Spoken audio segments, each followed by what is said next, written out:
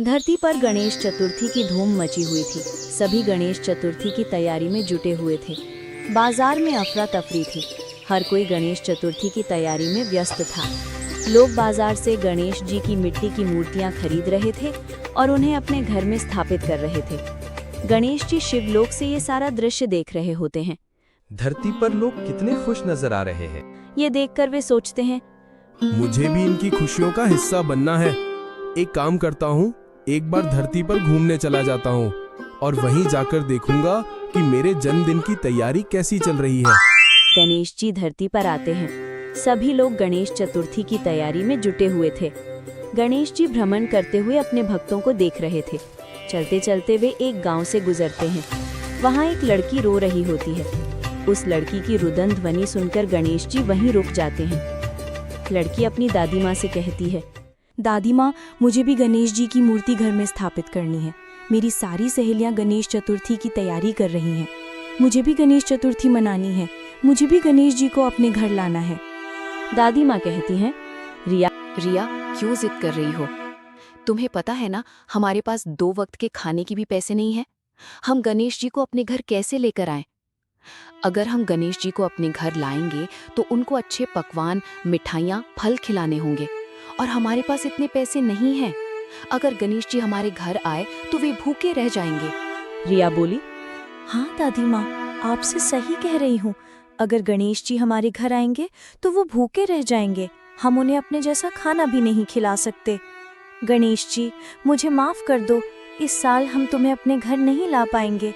अब क्या कर सकते हैं, हमारे पास इतने पैसे नहीं हैं कि हम तुम्हें अपने घर बुला सके।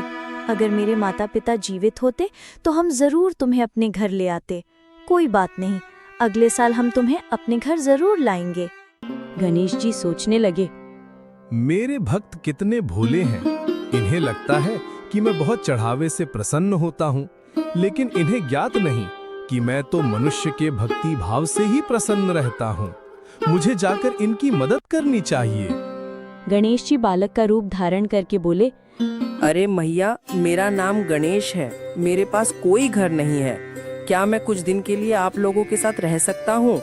इसके बदले आप जो बोलोगी मैं सारे काम कर दूंगा और आपकी सारी बातें भी मानूंगा। शारदा बोली, ये बालक इतना कोमल है, इसे मैं कैसे मना कर दूं? नहीं, इसे मना नहीं कर सकती, वरना मुझे पाप लगेगा। कोई नहीं, कुछ दिन की तो बात है। आधा रोटी कम खाएंगे तो भी मेरे घर पर रह सकते हो। गणेश, जो यहाँ पर मैं और मेरी बेटी रहते हैं, तुम हमारे साथ रह सकते हो। शारदा ने भगवान गणेश को बालक समझकर अपने घर में स्थान दे दिया। अगले दिन गणेश जी बोले, मैया, आज तो गणेश चतुर्थी का प्रथम दिन है। आज आपने गणेश चतुर्थी की कोई तैयारी क्यों नहीं की? बेटा, मन तो हमारा भी है, पर हमारे पास इतने पैसे नहीं है कि हम गणेश जी को अपने घर बुला सके। अरे भैया, गणेश धन दौलत से खुश होकर थोड़ी आते हैं। वे तो अपने भक्तों के भाव को देखते हैं। आप एक बार गणेश को अपने घर तो लाओ, वे आपके सारे कष्ट हर लेंगे। आप लोग घर की साफ सफाई करो, मैं गणेश जी की मूर्ति और पूजा का सामान लेकर आता हूँ। मैया, मैंने यहाँ कुछ महीने एक सेठ के यहाँ काम किया था। वो सेठ मुझे बहुत मानता है। मैं उसी की दुकान से सारा सामान ले आऊंगा। आप चिंता मत करिए। आप तब तक घर की साफ सफाई कर लो। बालक गणेश घर के बाहर जाते हैं और अपनी शक्ति से एक गणेश जी की मिट्टी की मूर्ति तथा कुछ फल और पूजा सामग्री उत्पन्न करते हैं। उधर शारदा और रिया सारा घर साफ करती हैं। रिया बहुत ही खुश थी क्योंकि आज पहली बार उसके घर पर गणेश जी की स्थापना होने जा रही थी। थोड़ी देर बाद बाल गणेश मूर्ति और सामग्री के साथ लौट आते हैं। उनके हाथ में फल सामग्री भी थी। भगवान गणेश की मूर्ति देखकर रिया और शारदा बहुत खुश होती हैं और वे दोनों खुशी खुशी अपने घर में गणेश जी की मूर्ति स्थापित करती हैं। दादी माँ, देखो अब हमारा घर कितना अच्छा लग रहा है। गणेश भैया की वजह से आज हमारे घर पर गणेश जी आए हैं। हाँ बेटा, गणेश, तुम्हारी वजह से आज हमारे घर पर भगवान गणेश जी की स्थापना हुई है। मैं किस तरह से तुम्हारा धन्यवाद करूं? अरे मैया, आपने मुझे यहाँ रुकने की जगह दी है, इतना बहुत है मेरे लिए। बाकी जब तक मैं हूँ, मैं आपको कोई भी काम नहीं करने दूंगा। सारे काम मैं ही करूंगा। भगवान गणेश साक्षात बालक के रूप में शारदा के घर में रहने लगे और शारदा के काम में हाथ बंटाने लगे, जिससे शारदा को काम में काफी मदद मिल गई और वो भगवान गणेश की पूजा अच्छे से करने लगी। गणेश जी अपनी शक्ति से पूजा की सारी सामग्रियां लेकर आ जाया करते थे, जिससे शारदा को पूजा करने में कोई परेशानी नहीं होती थी। रिया भी शारदा के साथ गणेश जी की पूजा में बैठी रहती थी और साक्षात गणेश जी अपनी भक्तों की सेवा में जुटे हुए थे। रिया और शारदा को शायद ये पता भी नहीं था कि गणेश कोई साधारण बालक नहीं बल्कि भगवान गणेश हैं। देखते देखते गणेश चतुर्थी के 9 दिन अच्छे से बीत जाते हैं। आज गणेश चतुर्थी का आखिरी दिन था। सभी लोग गणेश जी की मूर्ति को विसर्जित करने के लिए जा रहे थे। सारा गांव उत्साह और हर्षोल्लास से भरा हुआ था। सभी खुश थे, सभी नाच रहे थे, हर तरफ शोर श्रवण था। इधर शारदा और रिया भी मूर्ति विसर्जन के लिए तैयार हो चुकी थी। गणेश भैया, आज हम मूर्ति विसर्जन के लिए जा रही हैं। आप भी चलोगे ना? हाँ हाँ, क्यों नहीं, मैं भी चलूंगा। आप लोग जाओ, मैं पीछे पीछे आ जाऊंगा। रिया पूरी रीति रिवाज से भगवान गणेश को घर से विदा करती है और मूर्ति विसर्जन के लिए जाती है।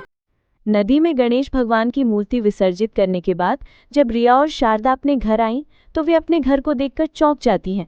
वे देखती हैं कि उनके टूटे हुए मकान की जगह एक बड़ा आलीशान महल खड़ा है। जब वे दोनों घर के अंदर घुसती हैं, तो देखती हैं कि उनका घर सोने के सिक्कों से भरा हुआ है। दादी माँ देखो, गणेश जी ने हमारी पुकार सुन ली। उन्होंने हमारे टूटे हुए मकान को महल बना दिया। सही में बेटा, लोग गणेश जी को ऐसे ही विघ्नहर्ता नहीं कहते। उन्होंने तो कुछ ही दिनों में हमारे सारे विघ्न हर लिए। पर दादी माँ, गणेश भैया कहाँ है? वो तो हमारे साथ विसर्जन के समय भी नहीं थे। हाँ, ये तो मैंने भी ध्यान नहीं दिया। कहीं वो बाहर भटक तो नहीं गया बेचारा। मैया, इसकी कोई जरूरत नहीं है। मैं तो बस 10 दिन के लिए ही आया था। अब धरती पर मेरा समय पूरा हो गया। मेरे भक्तों ने मुझे विदा कर दिया। आप चिंता मत करो मैया, अगले साल फिर से मैं आपके पास आऊंगा और आपके साथ रहूंगा। अरे पगली, तू अभी तक नहीं समझी? ये भगवान गणेश की आवाज थी, और हमारे साथ रहने वाला गणेश कोई और नहीं, भगवान गणेश ही थे, जो बालक के रूप में हमारे घर हमारा कष्ट हरने आए थे। रिया और उसकी दादी माँ समझ गई थी कि गणेश कोई और नहीं, भगवान गणेश थे। ये जानकर दोनों की आंखें भर आईं। भगवान गणेश की कृपा से शारदा के घर में खुशियों के दिन लौट आए। अब उनके पास किसी चीज की कमी नहीं थी। वे धन धान्य से संपन्न हो चुकी थी। इसके बाद वे हर साल गणेश चतुर्थी का त्योहार बड़ी ही धूमधाम से मनाने लगे।